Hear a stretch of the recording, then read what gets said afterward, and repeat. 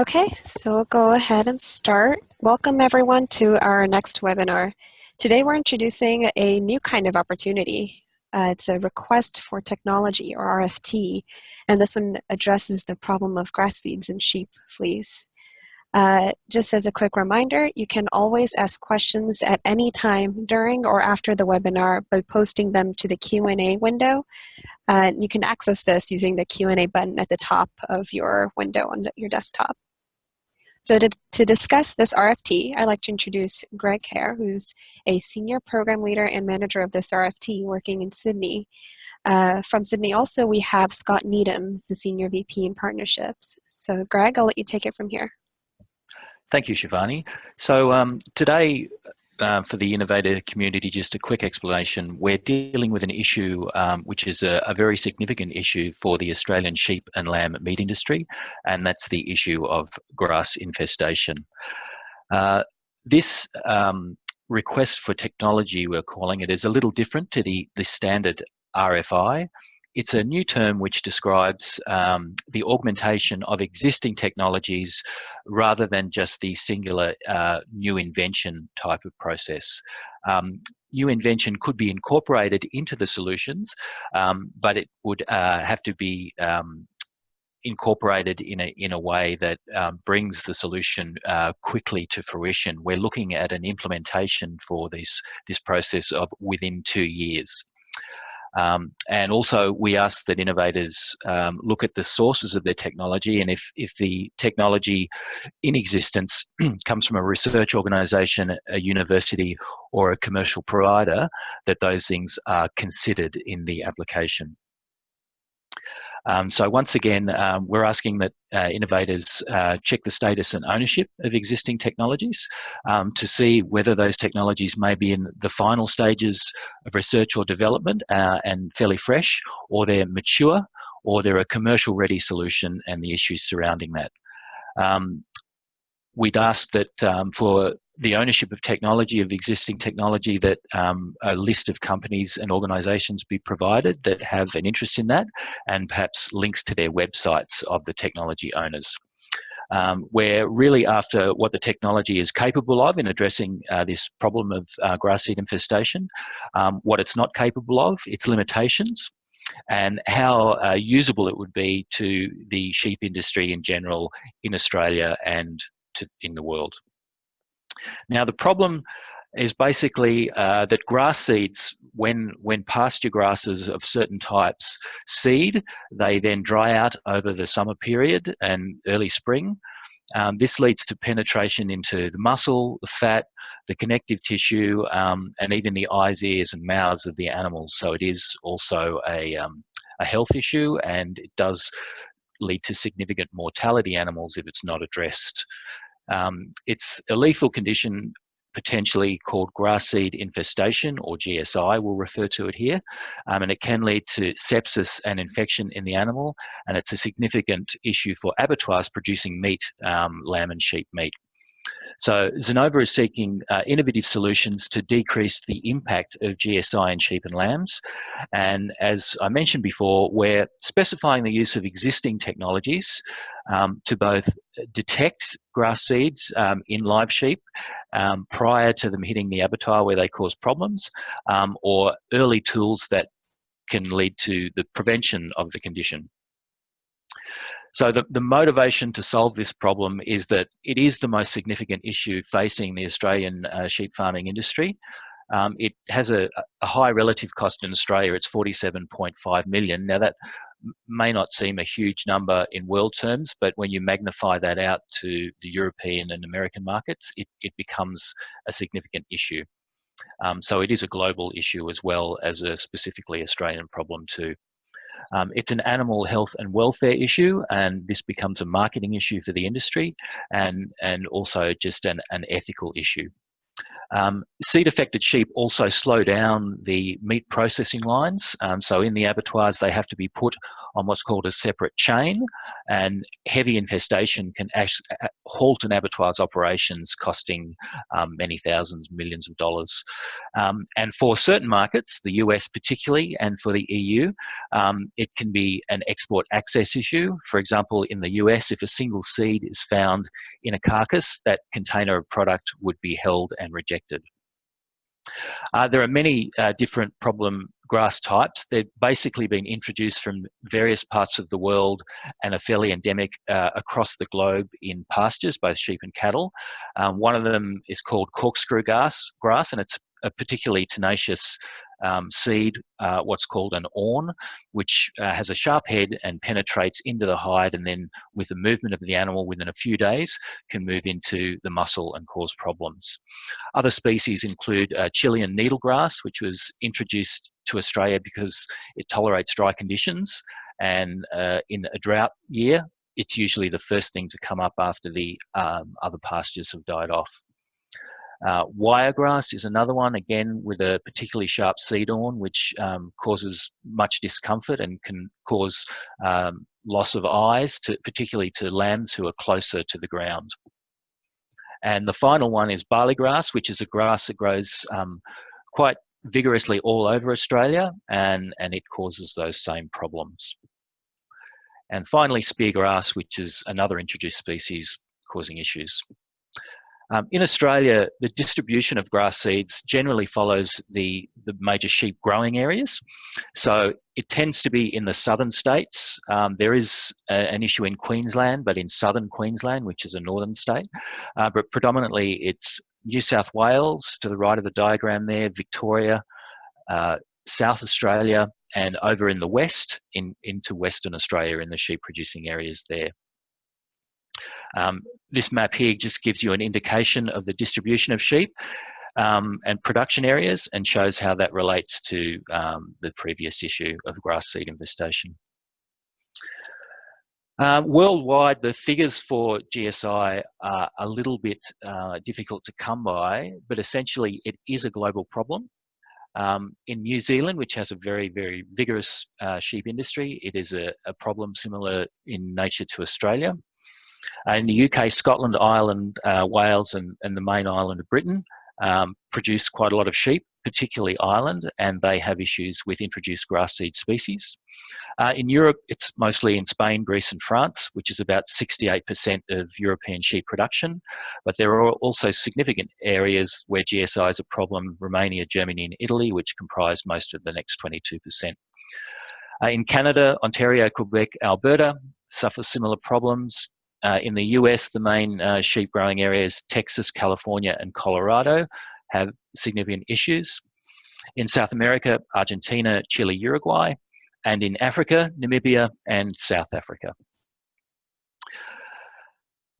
Detection of grass seeds is a little bit ad hoc at present, and there is no really effective solution to either preventing the problem or detecting it before animals get to the abattoir where it causes issues. Generally, it's done by farmers or agents at stockyards through a visual inspection of the wool and of the hide. The wool can show the presence of seeds, but it's only a vague indicator that there may be a problem lower down. The best way of detecting whether seeds have penetrated the hide at the moment is actually for people to put their hands under the wool and by tactile sensation feeling the seeds under the wool, which causes a small lesion. It's also possible to observe animals in the field. Animals who are affected by GSI tend to be very lethargic. They avoid moving around too much because movement causes the seeds to penetrate further. It can cause weight loss, particularly in young lambs, up to 50%. And there have been incidents in Australia where a heavy grass seed infestation has led to 50% of lambs dying from sepsis and from other injuries. And also the grass seeds can be clearly shown by presence in the eye, ear, face and the muzzle area, and in the mouth of sheep. And it does cause significant discomfort and mortality. As I mentioned, assessing grass seeds just from the presence of seed in the wool can give an indication that there is a problem. So when sheep go to market, to a sale yard, that can indicate that those sheep may be a problem. However, it's very difficult to determine if those seeds have penetrated, or occasionally seeds will have penetrated into the skin when the animal's young, have grown over, so there's no lesions, but when you take the hide off, you find the small grass seeds in the meat, muscle and fat. As mentioned, there's no effective current solution. It's been a problem since sheep husbandry has been around, so for hundreds of years, and nobody has yet come up with either a detection solution or an effective method of prevention other than management of animals in affected pastures. So just summarising there, the GSI problem is really significant, both Australia and worldwide, causes production slowdowns during slaughter, extreme animal discomfort and mortality. So it's an animal welfare issue. It's not easily detectable until hides are removed post-slaughter, when they become a problem. So, and at this stage, it's too late to address the issue. And it's also a market access for significant export markets for Australia and other countries, particularly US and Europe. Points on the sheep that are the main areas of issue with grass seeds: the head, and I mentioned before the eyes, the muzzle and the mouth, but seeds can also penetrate ears, and in extreme cases can penetrate the brain and cause mortality. The shoulder and neck area, which is usually the first area of the sheep as it's grazing to pick up seeds along with the face, and the lower rib and underbelly, and the hind area or the breech near the back legs. So two key areas that we're seeking a solution for this problem for. The first one is a predictive real-time information system or some form of modelling tool where farmers can use that information to better pasture manage and know when the seed is coming. It may be from satellite technology, from various algorithms, predictive modelling, so that knowing that there is a seed problem coming, they can adjust their grazing patterns appropriately, or perhaps move animals to an area where there's no problem. The second thing we're looking for is, after seeds have penetrated, we need a method for detection, for showing where the seeds are in the animal. We would desire a device that has both an audio and a visual detection system, is handheld, small enough potentially to fit into a backpack, or that's easily powered and can be carried around a farm, a field, perhaps a stockyard, or at an abattoir prior to the animals being slaughtered into the marshalling yards before they're brought into the processing facility. We desire the system to be easy to operate and intuitive, and easy for someone with limited experience to use and get some information from. And also for the audio and visual cues in a public setting such as a stockyard or a sale yard, where that information is commercially sensitive and it may influence the purchasing of those sheep, for it to be isolatable, so either with a headphone or some method of keeping that information from those around someone using the instrument. So the guidelines for the two systems: for the predictive real-time information system, we'd like in your applications to know how the system works, what its basis is, the level of prediction, how much time out it can give you that seeds are likely to be a problem for the sheep farmer. Perhaps indicate the sources of the data, where it's from. Is it satellite data? Is it publicly available? Is it subscriber data? And we would like a demonstration of the system in some form. Sorry, the grass seed detection device, the innovator guidelines, we'd like to know is if it's based on the commercial or augmented existing technology that we mentioned. Who owns that technology and what are the issues around the ownership of that? We would really like to see a presentation of an early stage device prototype. Now, this can be a rough prototype, but basically a functioning, demonstrable device that will tell us what we need to know to make a decision for further investment. And also to have a look at the business viability of the device or technology that's presented. Now, our key target stakeholder groups, after a full value chain analysis of the Australian sheep industry, we came up with two very high priority users. The first is the producers, that's the farmers raising sheep and lambs, where the impact of GSI is very high. The second group where there's a very high impact is for processors, the owners of abattoirs and meat processing facilities, where it's important for them to stop the seed affected sheep getting into their process before they cause holdups and problems. And as a secondary but still important group of stakeholders, the sale yard and stock agents who go out to buy sheep in the field, GSI is of medium importance for them to know, and also for the retailers and exporters who are buying large quantities of sheep, perhaps on auction sites, like there's one called Auction Plus. The impact of GSI for them is medium, but it's still significant, and they're a target group. Now, we did a big technology review around the world to see what technologies may be applicable to GSI.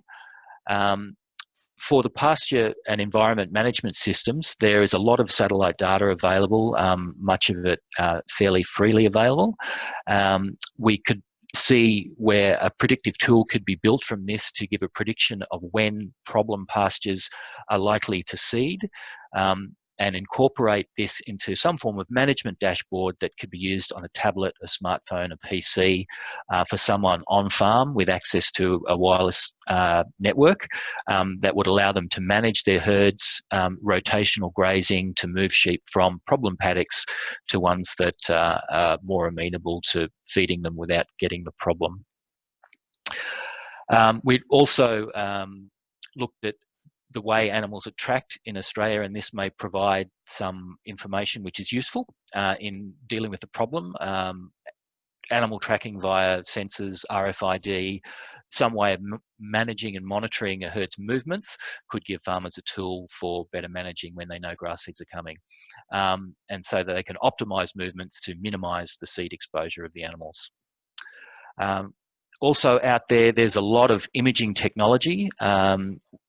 The search has brought up a lot of thermal imaging technology, which may be of interest if portable and easily powered, say with lithium batteries in the field and fairly weather resistant, because it could possibly detect the inflammation that the seeds cause in the animal under the wool after they've penetrated the hide. So that's one method. There's a lot of terahertz imaging work that's been done in the last decade or two. This allows visual detection of items underneath multiple layers of other tissues. It's used to detect foreign bodies in the food industry. It's used to detect pieces of metal under layers of plastic and other materials. It may be applicable to the sheep problem. There's also fluorescence imaging, and there are handheld detectors which use a mathematical algorithm. They're used in the meat industry to detect the vegetable matter and fecal contamination from ruminants on the surface of meat, and there may be some applicability there to pick grass seeds out from the hide and meat matrix of a live animal. There's also a lot of portable ultrasound equipment around it available. These are generally handheld and battery operated, and some would be field applicable. Grass seeds are vegetative matter, hemicellulose and lignin and that type of non-digestible carbohydrate, and they could be detectable by an ultrasound system. There have been papers and a lot of scientific work done on the ultrasound detection of grass seeds in the urinary tracts of dogs and cats and in bladders, which is a perennial issue for dogs and cats who are exposed to grass seeds. And as I say, there is quite a body of literature out there in the veterinary science world. One of the disadvantages of ultrasound is that it requires physical contact, and you have the issue of the wool and the fleece, but it still may be applicable in some situations. So the scope of the project, again, Xinova is seeking existing technologies or which can be immediately applied in they may be a commercial product, or that with minimal modification and augmentation can provide a solution to the two problems. And again, the success criteria for those two things: the predictive information system needs to operate at a paddock level, and so if it's satellite imagery, it needs to be high resolution imagery. It needs to work with a number of different grass types, which have different absorption profiles and are visible or not visible at different times of the year through satellite imagery.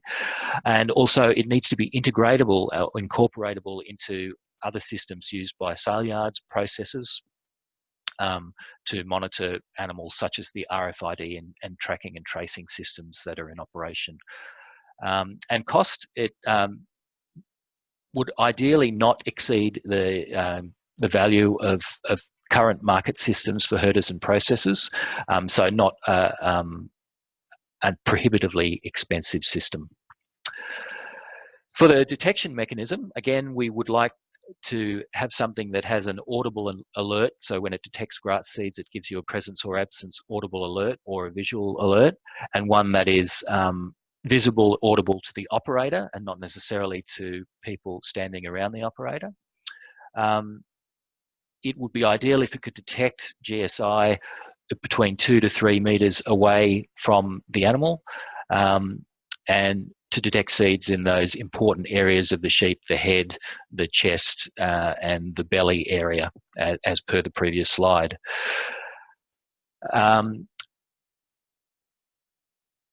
It should basically run continuously, so have an adequate power supply for use in the field. So rather than, like a laptop type life of 2 hours plus would be great, longer if possible, and a cost target of less than $1,000 per unit.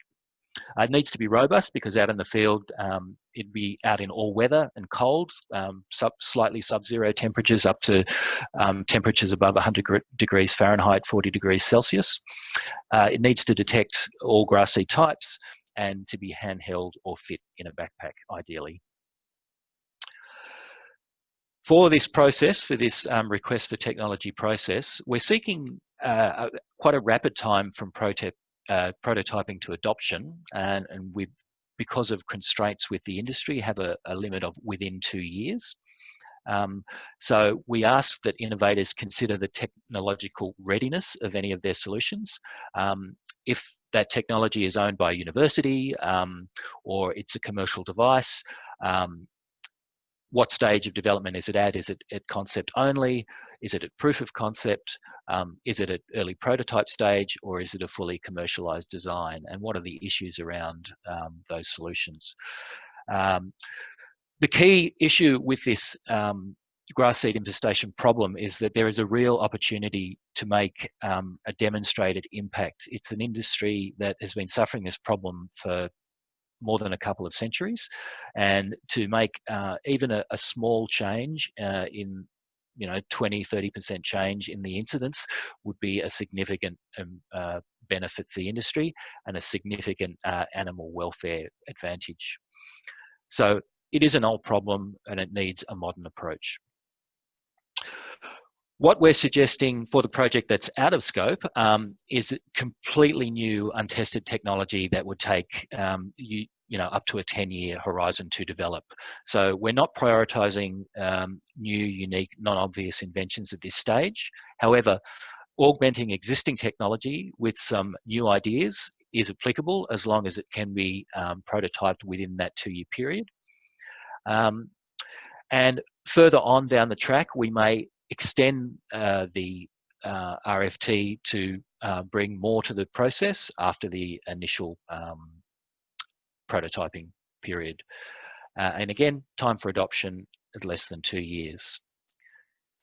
So that's the end of the presentation, and I'd throw it open for questions, Shivani. Okay, thank you so much, Greg.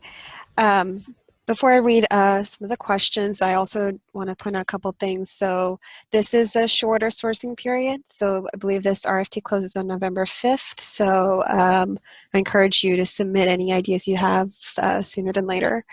And so we're taking questions. So as always, just type in your questions using the Q&A button. And it looks like we have one question, a couple of questions. So the first is from Mike Mannion, and it's, why not look for technologies that actually prevent GSA on the animal? It seems that you're after prediction or detection. Look, that's a very good question. The challenge is that the grass seeds have evolved over many millions of years, and they are incredibly tenacious. And once they attach to the wool, they very rapidly move through the wool and into the animal. If a solution could find a way of, after they've attached to the wool, preventing them from moving into the hide and causing problems, we would definitely consider those solutions.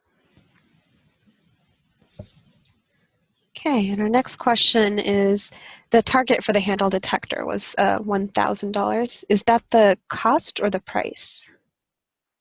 That would be the price. So I guess like a wholesale price, if you like. Okay. So still open for questions. That's the end of our list so far, but please feel free to type in any questions that you have. Look, while those questions are coming in, Shivani, I may mention too the remuneration process and how this is working, because obviously some inventors might be thinking, well, how is this different to my current agreements? Sure. And effectively, the current agreements still hold. There will be 4 levels of remuneration offered in the RFT process. The first is a presentation to customer. The second is upon selection of the invention. Third would be upon further development, so refining the idea and making it more cost effective or more effective at addressing those issues we mentioned. And the third is that a fourth, we would consider a profit sharing arrangement where we share with the innovator an upside of some description, say up to 10% or something like that.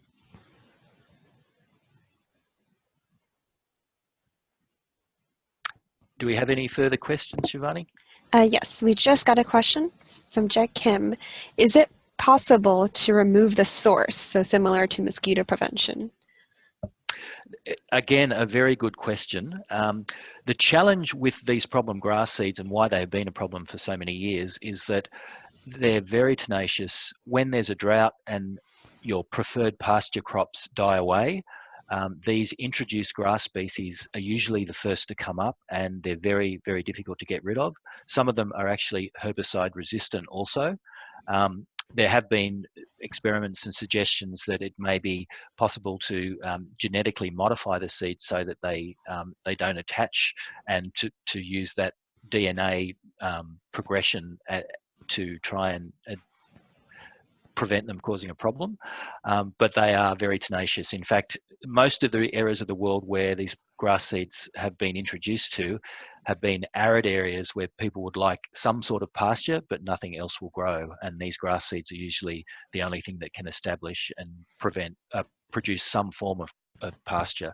They aren't as nutritious as a lot of pastures, but they do provide something for sheep to live on in those arid areas. But no, a good question, and they're very difficult to control. There are various methods of spraying at certain times of year to try and control your grass seeds. However, that also adversely affects your desired pasture crops. So they're quite a challenge.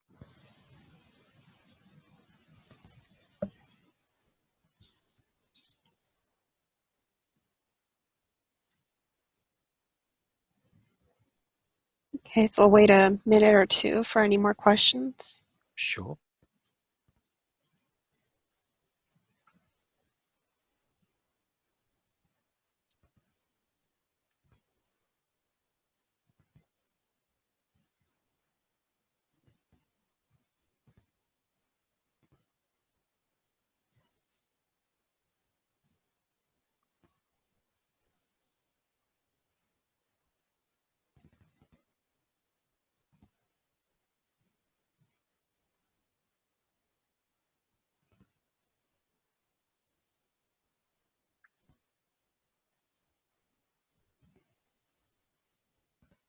Okay, a question from Mike Mannion.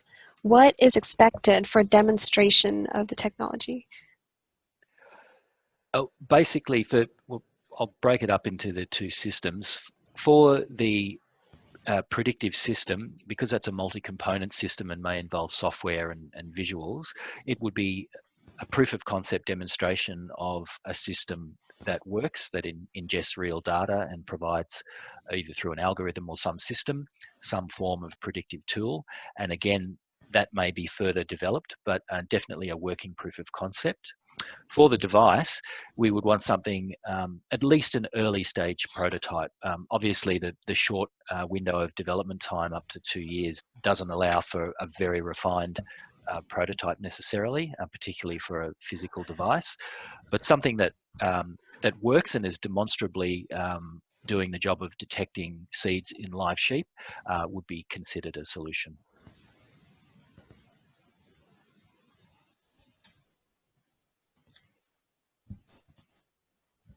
And related to that, related question is, would the demo be a part of the submission, or would you accept a suggestion of how it could be demonstrated?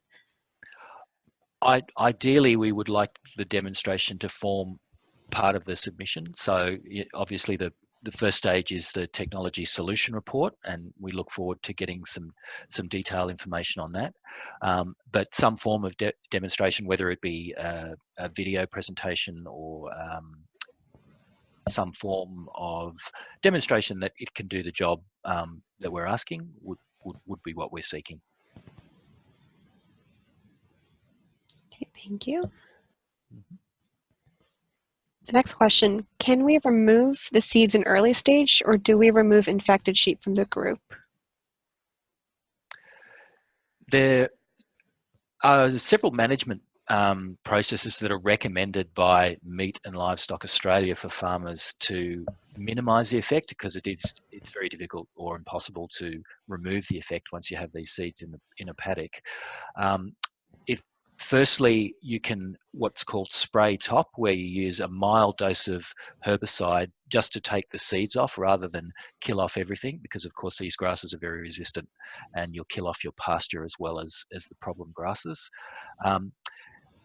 Physical removal is not practical, so to go in and sort of reap the seeds off the problem pastures, but there are some management techniques such as rotation of grazing, because all the seed species tend to seed at different times and different moisture levels. So some paddocks, if they're affected by seed, would not be a problem until a certain point, whereas others very early on would be. And so you can rotate the animals and graze in different areas to minimize the seed uptake.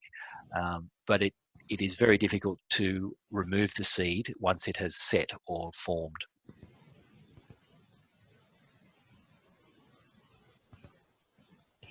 Thank you. Mm-hmm. So that's the end of our question list so far. Unless there are any more questions, you can always email us with your questions. Anytime. Again, the sourcing period is about another month. So this says close November 5th. And otherwise, this is being recorded, and the recording will be posted on our website for you to view afterwards. So it looks like if there aren't any more questions, then we'll finish it here. So thank you so much, Greg. Thank you, and thanks for the innovator community, and we really look forward to seeing your technology solution reports. Great. Thank you all. Thank you.